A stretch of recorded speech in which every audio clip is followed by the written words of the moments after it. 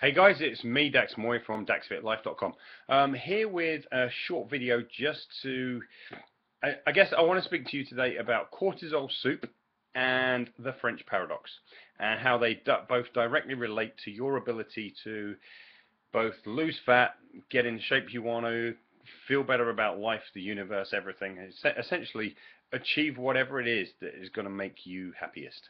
Okay, so cortisol soup, let's start there. You know, if you've been following dietary information even to the smallest amount over the last couple of years, you'll know that kind of personal trainers, nutritionists, dietitians, all that kind of stuff, all these people, they're saying to you that one of the biggest problems that we currently face is heightened cortisol levels. Okay, so cortisol is the stress hormone, and it's this stress hormone that is most directly related to not only kind of retaining fat and in particular belly fat. So not only that, but numerous digestive disorders, numerous kind of emotional disorders, and so on and so forth. And why is that? Well, because cortisol is actually the stress hormone. It's the hormone that tells the body that something is wrong, something in the environment is threatening.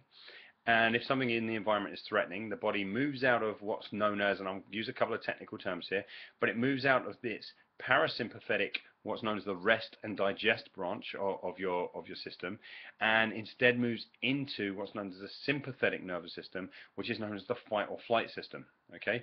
Now, interestingly enough, when you move into fight or flight, you start to shut down rest and digest, and that means all of your metabolic pathways, all of your ability to repair your muscle tissue, kind of carry out optimum digestion processes, extract the maximum nutrients from your food, take away kind of the toxic buildup that's coming off of the back of undigestible parts of your food or unsavory elements, kind of in terms of chemicals and all that kind of stuff that's going into your body. All of those processes slow right down in the presence of heightened sympathetic nervous system, and instead your body and your brain work toward the idea that there is some form of enemy, some form of combat to be had. Okay, so you're held in a high degree of readiness. Now, what are the triggers to sympathetic nervous system dominance? Now, here's the issue. Anything can be a trigger, like being too hot, being too cold, being physically threatened, being uncomfortable, being in pain. But those are just the start of things, right? Now we start to move into the other side of things, which are all the perceived threats.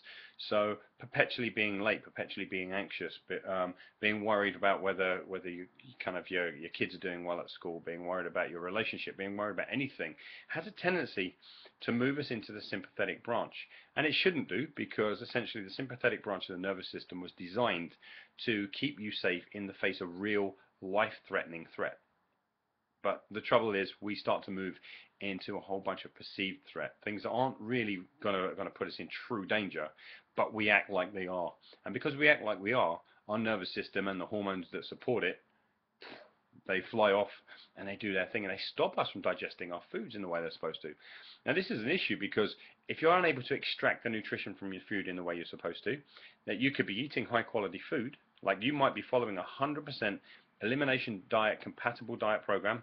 You might be taking 100, 200, 300, 400 pounds worth of supplements per month, but it doesn't mean that you're getting the benefit of any of it.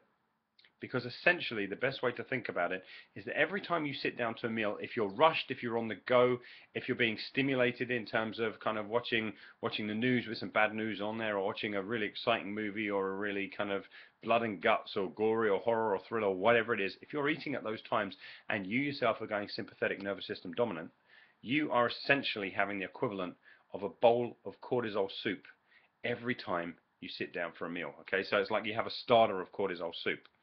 Now, obviously, that's going to hold up your progress. It's going to really kind of make things very difficult. You might see kind of no matter the fact that you're doing all the exercise program, you're following the diet and everything else, that it's just almost seems impossible to lose weight. Well, that's not true. It's not impossible to lose weight.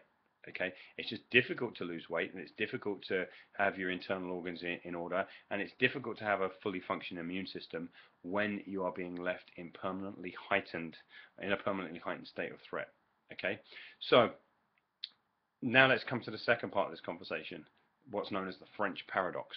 Okay, interestingly enough, there's been this ongoing conversation for a while now about how how a lot of Mediterraneans, and the French in particular, they seem to be doing a lot of things that we in kind of in Britain and certainly in places like the States and stuff, we are all talking about kind of that you shouldn't do that. You shouldn't eat anywhere near as much wheat and as much dairy, and you shouldn't have as much sugar and caffeine and smoke cigarettes and all these other things. And they're certainly not things that I'm promoting. I'm not saying, yeah, go out and do all those things. But the interesting thing is that for a very long time, the French seem to have, for one of our expressions, get away from it, right? They've gotten away with it, sorry, right? They've gotten away with this for a very long time. And here's what it essentially comes down to. The French have traditionally, and so have a lot of Mediterranean societies as well, they've traditionally treated mealtimes as a big social event, as something important, as a specific time to relax and chill and connect with the people that they love and their best friends, and they don't make a fuss around food to say, oh, this is bad and you shouldn't eat this and all the rest of it. What they do instead is, if they're going to make a fuss around food, they make a fuss around enjoying their meals as much as they possibly can. In other words, to put it another way, when the French eat, they eat without the bowl of cortisol soup starter. In fact, they eat at the complete opposite end of the spectrum. Their meals are eaten in a relaxed way, rarely rushed, rarely with distractions other than good, friendly conversation that makes them feel good about themselves and about life. Okay, so what am I getting at here? What I'm actually getting at is this.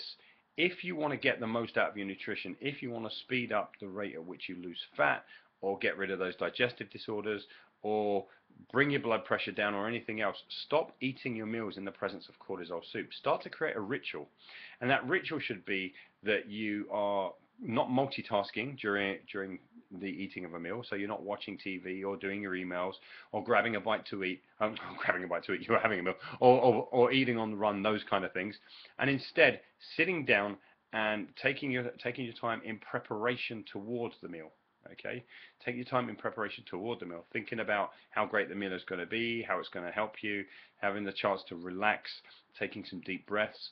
All of this stuff that sounds like, what difference is that going to make? Well, I can promise you, if you take the time to ritualize the process of a meal and make the meal about enjoyment, it matters far, far less what you eat. You could be, as I said earlier, you can be eating 100% elimination diet compliant, and that 100% compliance means next to nothing if you're eating in the presence of stress, if you're eating in the presence of anxiety, if you're eating on the go.